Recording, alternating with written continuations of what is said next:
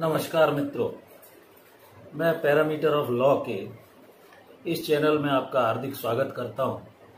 आज एक महत्वपूर्ण विषय धारा 498A आईपीसी भारतीय दंड विधान, जिसे लीगल टेररिज्म भी शीर्ष अदालत माननीय सर्वोच्च न्यायालय द्वारा कहा गया है, के संबंध में बतलाने जा रहा हूं। मित्रों, जैसा कि आप जानते हैं कि प्रत्येक व्यक्ति शादी के पश्चात अपनी पत्नी को घर में लाता है और उसके रहन सहन, खाने पीने तथा उसकी लाइफ अच्छे से हो, इस बारे में व्यवस्था करना पति का दायित्व माना गया है, सामाजिक दायित्व है।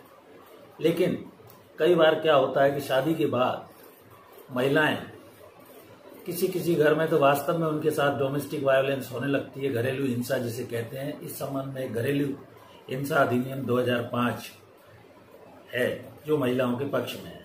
कई बार यह देखने में आया है कि महिलाएं इस कानून का दुरुपयोग करते हुए पति तथा उसके रिश्तेदार या सास ससुर या घर के देवर ननद आदि का नाम भी उसके खिलाफ की गई शिकायत में लपेट देती हैं, जिसके कारण पूरा परिवार परेशानी में आ जाता है। इसके लिए माननीय सर्वोच्च न्यायालय, शीर्षस्थ न्यायालय ने समय समय पर गाइडलाइंस दी हैं तथा सुशील कुमार शर्मा विरुद्ध यूनियन ऑफ इंडिया के मामले में यहाँ तक कह दिया है कि यह लीगल टेररिज्म अर्थात वैधानिक आतंकवाद की श्रेणी में होता है, क्योंकि पति पर यह तलवार लटकी रहती है कि पति उसके खिलाफ कभी भी किसी तरह की झूठी रिपोर्ट कर सकती है। कई मामलों में इस वैधानिक प्रावधान 498A का दुरुपयोग भी हुआ है।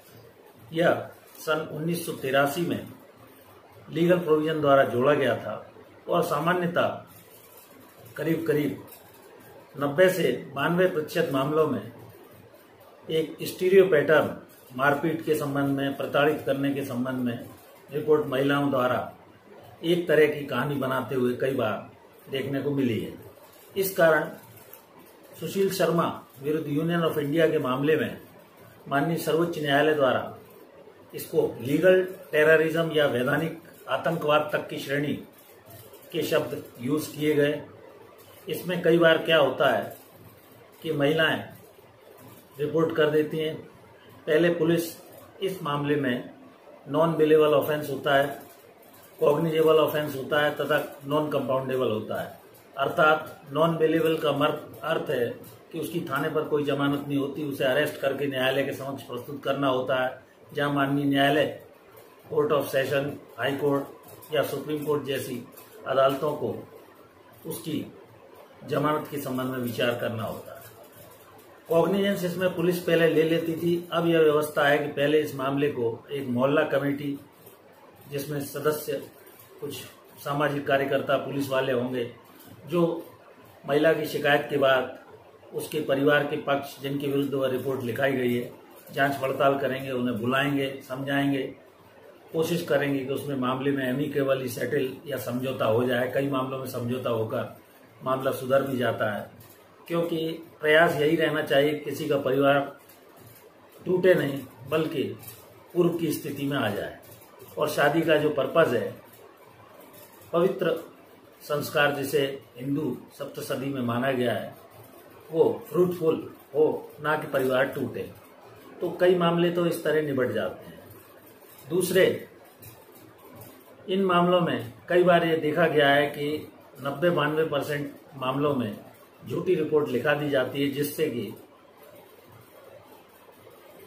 उसके पति तथा उसके परिवार के जो सदस्य हैं, जैसे सास ससुर, सास ननद, देवर आदि भी इस मामले में कई साल तक कोर्ट में मेरिट्स पर जब मामला चलता है तो न्यायालय के समक्ष हर पेशी पर परेशान होते रहते हैं।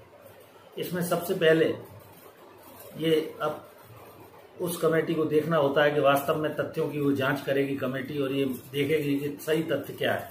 यदि झूठी रिपोर्ट पाई जाती है तो उसमें चालान प्रस्तुत नहीं होगा। चालान प्रस्तुत होने की दशा में कोर्ट उस अभियुक्त पक्ष को नोटिस देगा, कोर्ट में उपस्थित होंगे। अगर उनकी एंटीसिपेटरी बेल उन्होंने कोर्ट ऑफ सेशन या हाई कोर्ट से पहले से ले लिए तो ठीक है, लेकिन चालान प्रस्तुत होने के बाद उनको रेगुलर बेल कोर्ट द्वारा कोर्ट में लेनी होगी।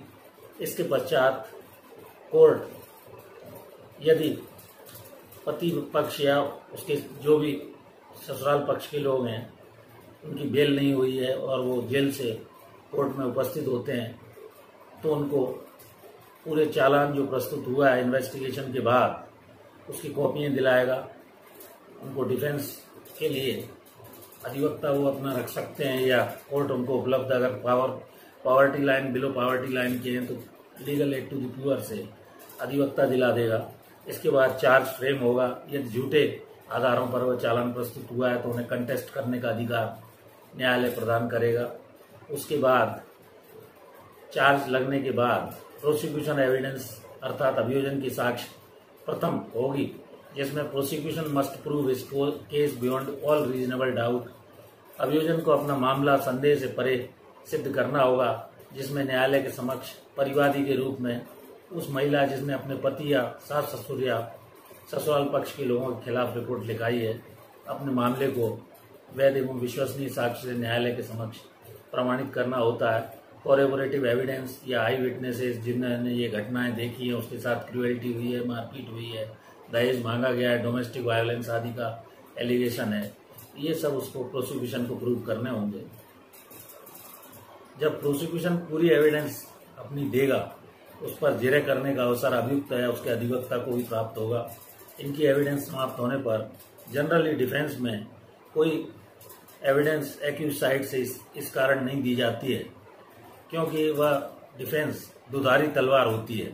इसके पहले धारा 313 जाब्ता फौजदारी के तहत एक्यूज स्टेटमेंट होगा, जिसमें न्यायालय अभियुक्त और उनसे यह पूछेगी कि आपके खिलाफ फलाने गवाह का यह कहना है, आपको क्या कहना है। तो अभियुक्त मोस्टली उसमें यही कहता है कि इन गवाहों ने मेरे खिलाफ जानबूझकर झूठे कथन दिए हैं, मेरे द्वारा इस तरह का कोई ऑफेंस नहीं किया गया है। दोनों पक्षों की एविडेंस क्लोज होने के बाद जो भी रिकॉर्ड पर साक्ष्य ओरल और डॉक्यूमेंट्री आई है, मौखिक साक्ष्य ओरल एविडेंस के रूप में जो बयानों के रूप में होगी तथा दस्तावेजी साक्ष्य के रूप में कोई फोटो आदि हैं, कोई बिल रसीदें हैं, दहेज मांगी गई है तो वो कोई बिल वगैरह प्रस्तुत हुए हैं या और भी कोई ऑडियो वीडियो कोई रिकॉर्डिंग है, उन सब पर विचार करने के बाद न्यायालय ऐसे मामलों में, मेरा ऐसा व्यक्तिगत अनुभव है क्योंकि मैंने भी न्यायाधीश के रूप में कई वर्ष तक कार्य किया है कि चूंकि मामला न्यायालय के समक्ष 80 से 90% मामलों में फॉल्स केसेस भी लगा दिए जाते हैं तो इन केसेस में मोस्टली एक्विटल हो जाता है। लेकिन उतने समय तक ससुराल पक्ष के लोगों को काफ़ी मेंटल हैरेसमेंट का कठिन समय झेलना पड़ता है और बाद में वो यद्यपि एक्विटल या दोष मुक्त हो जाते हैं। तो इन सब मामलों में माननीय सर्वोच्च न्यायालय द्वारा ये निर्देश इसी कारण दिए गए हैं कि पहले पुलिस अधिकारी पूरी जांच पड़ताल करें, कमेटी के समक्ष समझौता उसके पहले हो जाता है। अगर वास्तव में पाया जाता है कि FIR सही है तो वो चालान के रूप में मामला प्रस्तुत करें। कई झूठे मामले भी होते हैं जिनमें समझौता आदि हो जाता है या किसी कारण से तो वो वहीं उसी स्टेज पर भी समाप्त हो जाता है। तो इस प्रकार मैंने वैधानिक आतंकवाद या 498A जो